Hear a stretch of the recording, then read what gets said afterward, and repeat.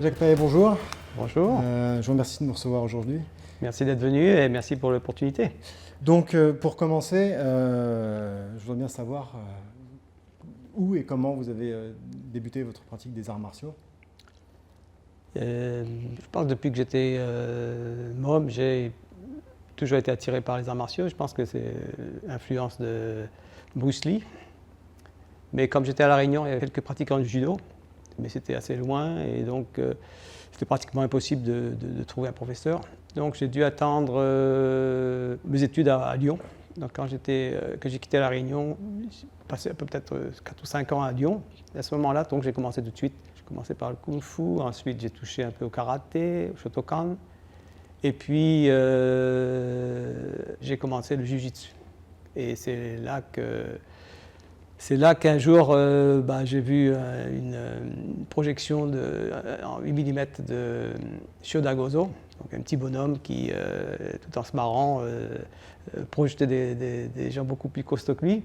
Et j'ai dit que ça ressemble à la magie et j'aimerais bien aller voir ce que c'est, si c'est vraiment ça, quoi. Et c'est comme ça qu'à 22 ans, sans rien connaître du Japon, sans connaître personne ici, j'ai décidé, avec ma jeunesse, toute ma jeunesse, sur un coup de folie, donc de venir au Japon et de rencontrer Shoda Sensei. Voilà. Donc vous n'aviez pas pratiqué l'aïkido en France? Non. Non. D'ailleurs, j'avais une image assez négative de l'aïkido. C'était trop faible, c'était pas assez viril. Donc moi, je voulais surtout le jiu-jitsu. C'était des gens beaucoup de virilité là-dedans. Et je voyais l'aïkido trop soft, trop machin. Et donc je pensais que, même comme j'ai vu le film en japonais, donc je ne savais pas que c'était de l'aïkido. Je pensais que c'était du jiu-jitsu. D'accord. Donc je suis venu ici et j'ai cherché Shoda Gozo, professeur de jiu-jitsu. Donc évidemment, tout le monde était surpris. Et après j'ai compris bien sûr que c'était l'aïkido, c'était de Yoshinkan. Donc je pense que si Shoda Sensei faisait du karaté ou faisait autre chose, j'aurais aujourd'hui pratiqué cette discipline. D'accord. Oui, parce que quand j'ai un petit peu regardé votre biographie, j'étais étonné que vous alliez directement vers Shoda Sensei, alors que n'importe qui aurait dit, bon, Shoda Sensei est très bon, il fait de l'aïkido, je vais faire de l'aïkido. Voilà. Et même en arrivant au Japon, à Tokyo, il y a des tas d'endroits où potentiellement faire de l'aïkido. Voilà. Mais vous êtes parti directement. Ah non, moi je suis venu chercher Shoda Sensei. Donc je suis passé vraiment par la petite porte, quoi. Donc j'imagine, oui, la petite porte dans le sens aucune introduction. Voilà, rien du tout. Donc, et en plus, donc c'était en 80. En 80, donc il n'y avait pas d'internet, il n'y avait rien. Et comme je parlais même pas très peu d'anglais, et donc il n'y avait aucune information. Donc j'avais juste le nom. Donc je débarquais à Tokyo et puis quand j'étais à Lyon, j'avais fait connaissance d'une étudiante japonaise et on s'était liés d'amitié. Et donc quand je suis arrivé, bon, je l'ai appelé. Et, il faut que tu m'aides à trouver ce professeur. Il fait du jiu-jitsu. Il faut le trouver, quoi. Et donc c'est elle qui m'a assisté. On a fait pratiquement tous les 2 jours de Tokyo. On est allé voir, et puis finalement on est allé à Omiya voir un dojo d'Akoryu. Et c'est à ce moment-là que le professeur là-bas nous a dit je connais Shoda Sensei, il habite son dojo est à Koganei. Et c'est comme ça qu'on a cherché dans les pages jaunes du téléphone, on a appelé et c'est comme ça que j'ai joint le dojo, quoi. Alors, évidemment, on se demande, vu l'époque déjà, c'était probablement très différent par rapport à aujourd'hui. Comment s'est passée votre arrivée là-bas, quoi? C'était assez chaotique, mais surtout j'avais très peu de moyens financiers, donc j'avais très peu d'économies. Et donc, en plus, donc j'ai mis une annonce, j'étais à l'université de Tokyo, donc département de littérature française. Et j'ai mis une annonce en français, un jeune étudiant voudrait partager le logement avec un japonais. Et donc j'ai eu une réponse une jour d'après, je crois. Mais c'était assez loin, c'est sur Saitama. Donc on a partagé l'appartement avec lui. Et puis, vers 2 heures, je faisais 2 heures de route en train et j'allais à Koganei et je m'entraînais comme les cours pour débutants, je crois que c'était à 16 heures, de 16 heures à 20 heures, quelque chose comme ça. Donc je faisais 3 heures et puis je rentrais le soir. Mais au bout d'un mois, mes économies étaient parties. Hein. Et donc, le dernier jour, donc, je dis au revoir à tout le monde, et puis j'allais au dojo pour dire, je suis vraiment désolé, mais il faut que je parte, parce que j'ai plus de sous. Et comme par hasard, sur le parking, il y avait le fils de Shio Dagozo, qui lui avait l'intention d'aller en Angleterre pour enseigner. Donc il cherchait un étranger pour parler en anglais.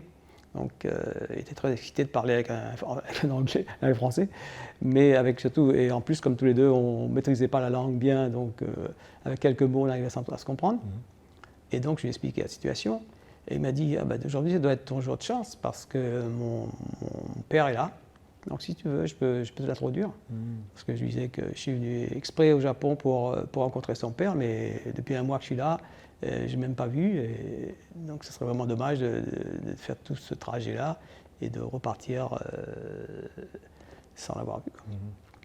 Donc il m'a dit, ok, pas de problème. Il m'a emmené directement au bureau du Shio Dagozo.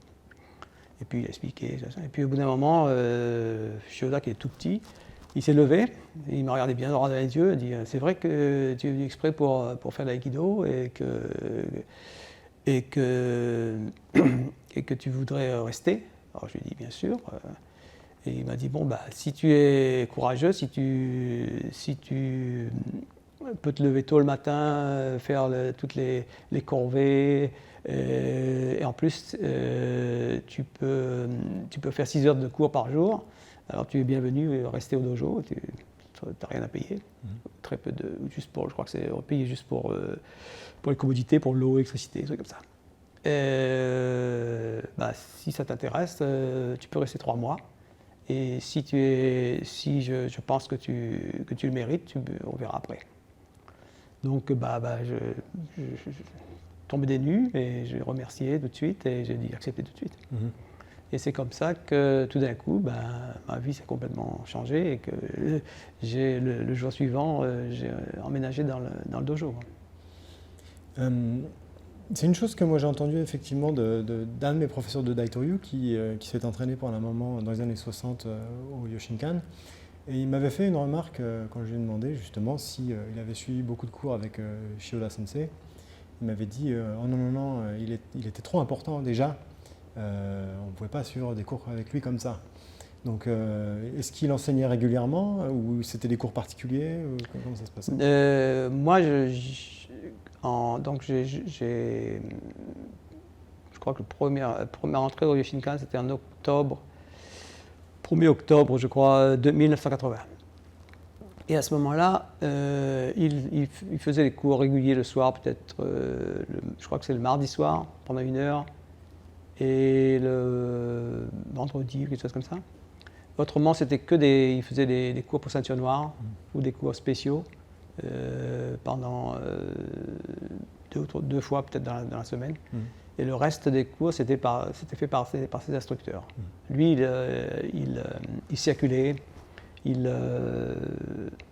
Par exemple, moi, d'abord, je n'ai pas pris vraiment son uke jusqu'à... Il faut être shodan. Avant shodan, tu ne peux pas prendre son uke. Et aussi, moi, il ne m'a pas parlé pendant 1 an, à peu près, il ne m'a pas parlé du tout. S'il avait quelque chose, il voyait quelque chose que je faisais mal, il allait voir notre instructeur, il disait me corriger. Mais il n'y a aucun contact direct. Et donc il a fallu attendre quand j'étais au Uchideshi, bien sûr, comme je m'occupais de lui, je ne pouvais pas dire que je pouvais lui parler librement, mais il y avait une certaine communication. Et aussi je prenais ses uke. Ouais. Donc parce qu'il y a un débat en fait, même au Japon, sur le sens actuel du terme Uchideshi. Là, dans l'occurrence, il y avait une relation directe avec donc c'était Uchideshi de Shio Dagozo. plus que résident au Yoshingan. Voilà. Et ça, moi, je pense que j'ai eu de la chance parce que j'ai été inclus dans ce petit groupe de Uchideshi, dans le sens où beaucoup de l'entraînement était fait hors du tatami. Donc, c'était vraiment encore l'enseignement traditionnel. Où, moi, ce qui m'avait choqué, c'est que il y avait le couloir, il y avait un bureau, le bureau où tous les instructeurs, tout le monde, les déchis étaient là, et il y avait le bureau de Shuda Sensei à côté, et il y avait deux portes, une porte ici, une porte ici. Et donc, l'entraînement, c'était de sentir, de sentir à quel moment Shuda Sensei allait sortir de son bureau. Mais comme il y a deux portes, on ne sait pas quelle porte. Donc l'entraînement, c'était de deviner ça dépend si on était peut-être en train de discuter ou en train de boire ou quoi que ce soit, mais tout de suite, avec le bruit de la porte qui ouvrait, on savait tout de suite quelle porte c'était et on se lançait pour ouvrir la porte des toilettes, pour se présenter. Il y avait le sens du timing et de ne pas réfléchir, que le corps réagisse automatiquement. Et ça, c'était l'enseignement du Uchideshi. Il y avait tout ce côté un peu du non-dit qui était là et qui devenait presque automatique. Et le corps se déplaçait tout seul pratiquement. Et ça, c'était pas conscient, mais ça, pour moi, ça m'a apporté énormément. Parce que je pouvais vraiment, au bout de certain temps, voir comment c'était une connaissance extraordinaire qui me servait dans la technique ou sur le tatami, quoi, plus tard. Et après, c'est pareil pour le bain, par exemple. C'est vraiment faire le bain, mais là, c'est tellement japonais, dans le sens où il n'y a pas de parole, c'est une communication, comment on appelle ça, par osmose.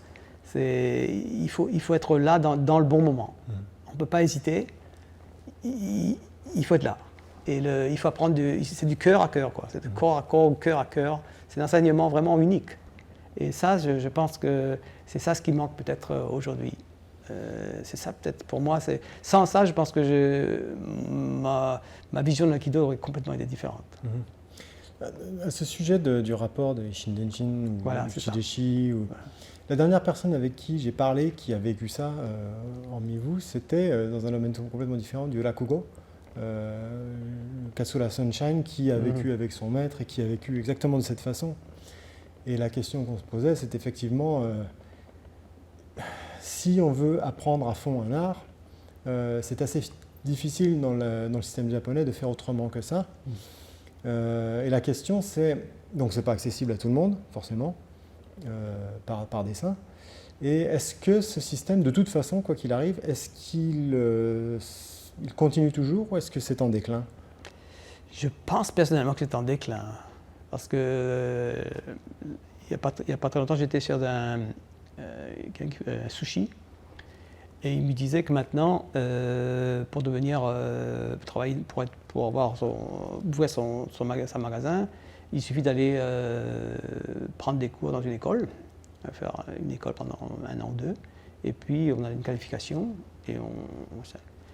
et donc c'est plus du tout nécessaire d'être Uchideshi, de nettoyer pendant 1 an ou 2 avant de pouvoir toucher le couteau et de faire les machins. Tout est fait de façon moderne. Et même je vois dans le Yoshinkan, le système n'existe plus.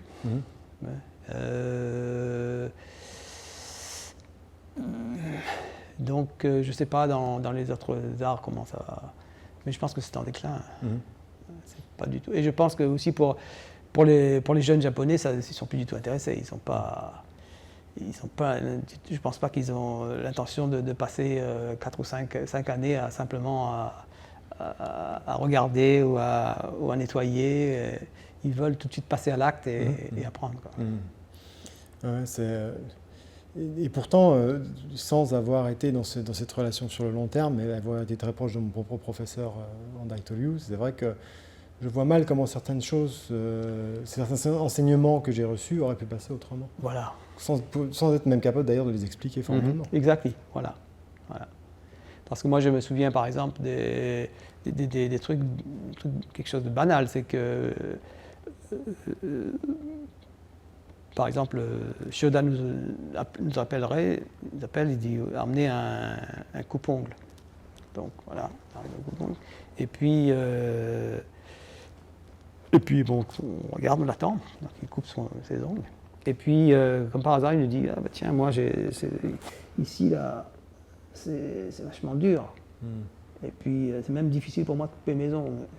Donc, c'est un moyen pour lui d'expliquer que c'est là qu'il faut mettre l'équilibre, il faut mettre le poids, s'appuyer.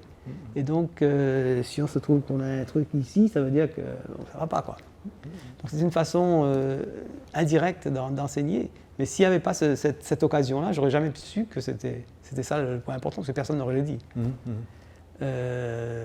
Donc il y a énormément d'épisodes comme ça qu'il faut être là à ce moment-là. Sinon, on ne sait pas. Et le sens ne se révèle d'ailleurs pas forcément immédiatement. J'imagine que vous repensez à des choses. Plus tard, voilà. Voilà, c'est ce qu'il voulait dire là. Et ça, je pense que c'est quelque chose que j'aimerais passer à mes élèves, mais c'est difficile. Et le système donc, se meurt petit à petit faute de volonté peut-être d'élèves de passer sur ce type de relation sur le long terme, et en particulier s'il y a des voies parallèles plus rapides forcément, voilà.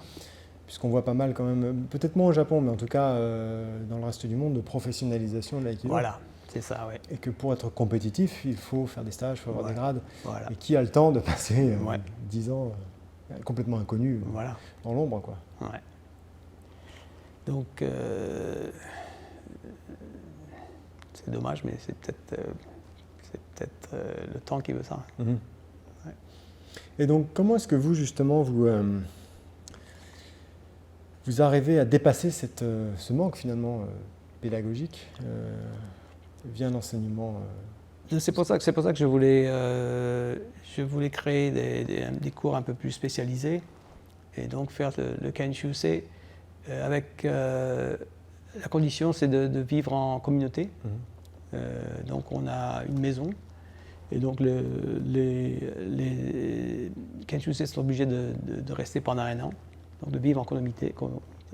Donc c'est pas un hôtel. Il faut qu'ils s'occupent.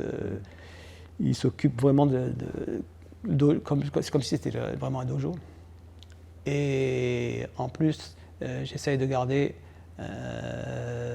Bon, ça va pas aussi loin qu'à l'Uchideshi, mais c'est quand même.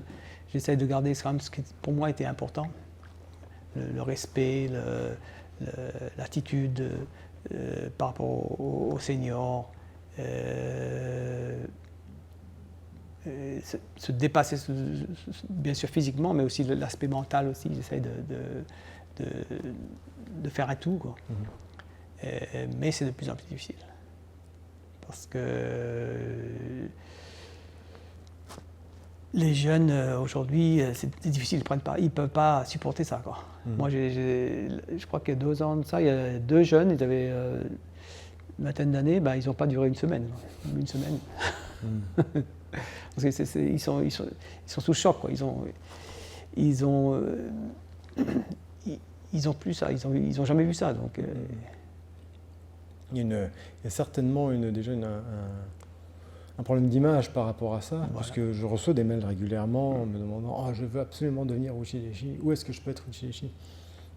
Est-ce que tu comprends ce que c'est? Voilà.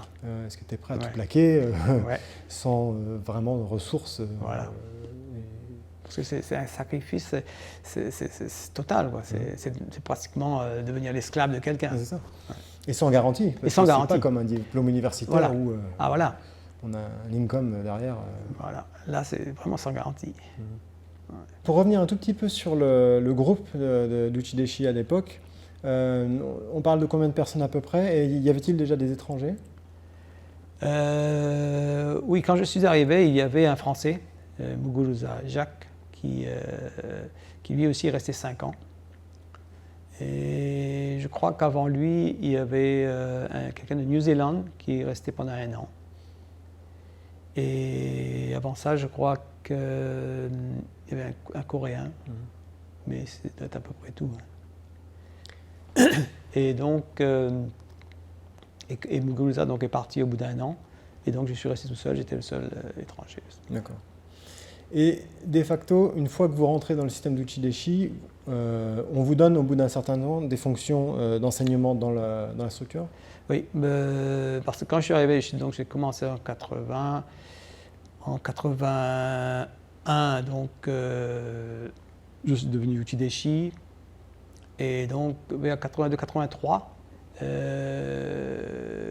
commençait à y avoir plus d'étrangers qui venaient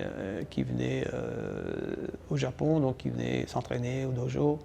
Donc ils m'ont donné je pense que c'est aussi parce qu'ils ne voulaient pas ça. C'était plus facile que ce soit moi qui m'occupe d'eux, quoi. Donc mon rôle c'était d'enseigner aux débutants et surtout aux étrangers.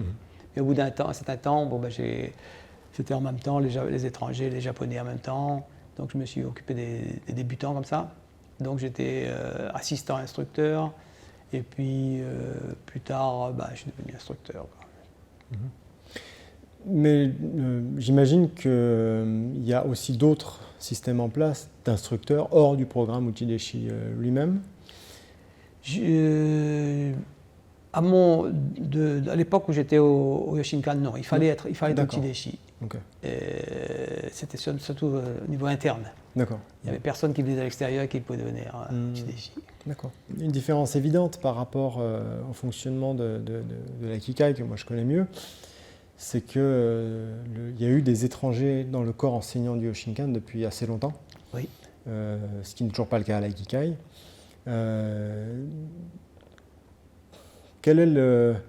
Est-ce que vous savez comment ça s'est goupillé au départ et quelle était